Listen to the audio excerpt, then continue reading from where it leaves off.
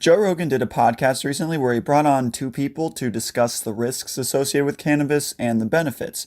And to be honest, I really appreciated the podcast. I thought it was great. And I actually learned quite a bit myself. It has prompted me, though, to look more into cannabis's risks, and particularly its association with violence, as this was a major point of contention during their exchanges. Are we to treat associations as just associations, or is there any causality there with use of cannabis and violent behavior? And that was the major question that I came out of it with. All I can say right now through my investigation thus far is that I'm not sure. There are certainly studies that say there is a causal relationship, but they did not cite a lot of the studies that they actually talked about, so I will have to get back to you on the other data points that they mentioned during those exchanges. But for now, we should do our due diligence and look at the study that they did actually pull up, or the article they actually pulled up. To start with, in this study covered by Psychology Today, I'm just going to summarize what they actually found. So what they found was that there was a 7-fold increase in the odds of subsequent expression of violent behavior after continued cannabis use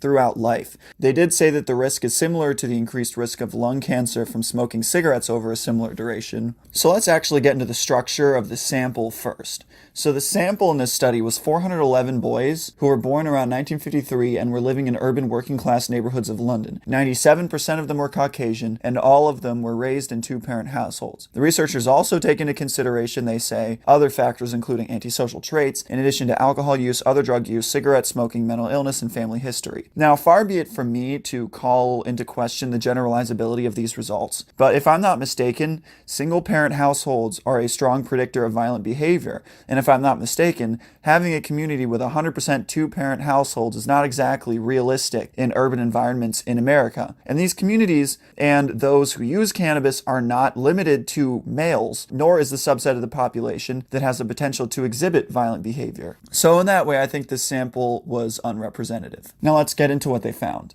They say that 38% of participants used cannabis at least once in their life, and that most of them experimented and then stopped using it through adulthood. They also note that most people did not exhibit violent behavior, and also most of them did not smoke cannabis. They do say that 20% of the boys that did start using pot by age 18 continued to use it through middle age, and 1/5 of those reported violent behavior that began after the use of cannabis, whereas only 0.3% exhibited this violent behavior before using cannabis, which looking at the wording of this, it seems that this was in adolescence because they say by age 18. I would say as well that saying that somebody has never exhibited violent behavior prior to when they started using cannabis, which was in adolescence, compared to after they started using cannabis through middle age, does not say much about what causes the prospect of them ever committing violence at some other point in their life along that timeline alone. But to refine our understanding of these results, let's do a little bit of arithmetic, shall we? If 38%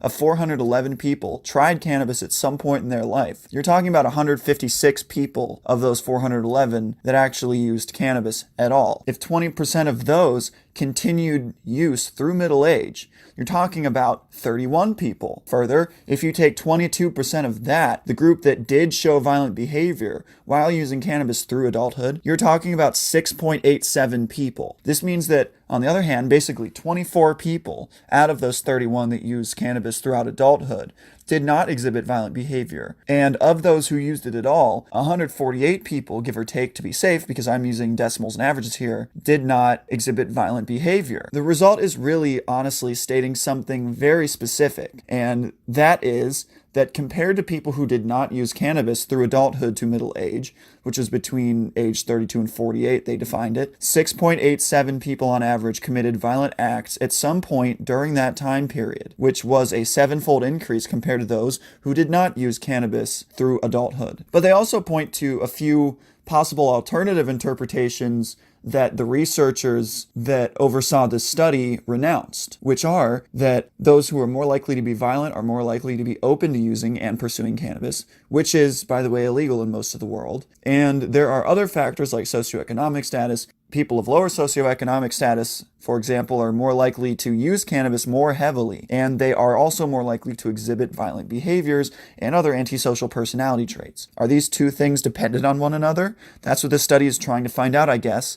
but it's curious to me, just thinking in a practical sense, how they are renouncing the idea that cannabis use might be incidental in what appears to be a fairly small proportion of the sample at large, and even of the cannabis using group, which is very small also, by the way. You're talking 22% of 20% of 38% of a sample of 411 people, which is 7 people that exhibited these behaviors with continual cannabis use through adulthood. I just think you need a larger sample to make these kinds of powerful claims and these strong statements. In the big picture, and I apologize for being redundant, but you're talking about 7 people over 30 years in a sample of 411 people in a certain culturally homogeneous community with homogeneous family structures that are not representative of common urban household compositions in America and elsewhere, for that matter. So using this data alone, I'll just chalk this up as my own personal incredulity, but especially with the size of the sample of chronic cannabis smokers that we're talking about, being 31 people, I think generalizing this to global populations or American populations, as ethnically, culturally, and structurally diverse as they are compared to this sample, is a reach to say the least.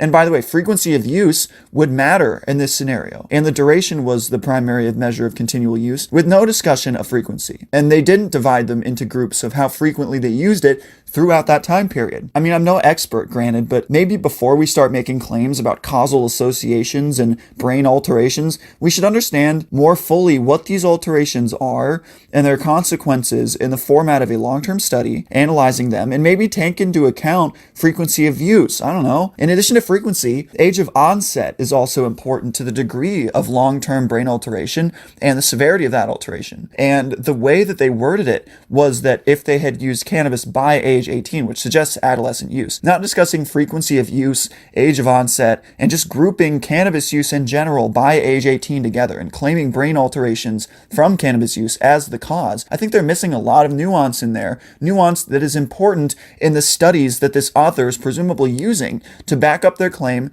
that adolescent use and continual chronic use alters the brain in this way. The most glaring flaw, in my opinion, with this study is that this is just association data that ignores all of these factors and make claims about brain alterations that were not analyzed in this study. Even if they use the literature on what these alterations are and how cannabis may influence this, to leave out frequency and age of onset, especially during adolescence, since developmental data on long-term effects are most powerful during this time period, and the degree of which does vary with frequency as well, leads me to believe that making such sweeping statements and drawing causality from these associations is unwarranted. But I could be wrong, and I will continue to read the literature on this and provide a fuller picture to you guys on the issue at a later date as I investigate further.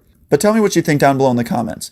Drop a like down below and subscribe to this channel if you like this video and want to see more content like this analyzing these issues, and hit that notification bell so you know when I put out any videos. Until next time, stay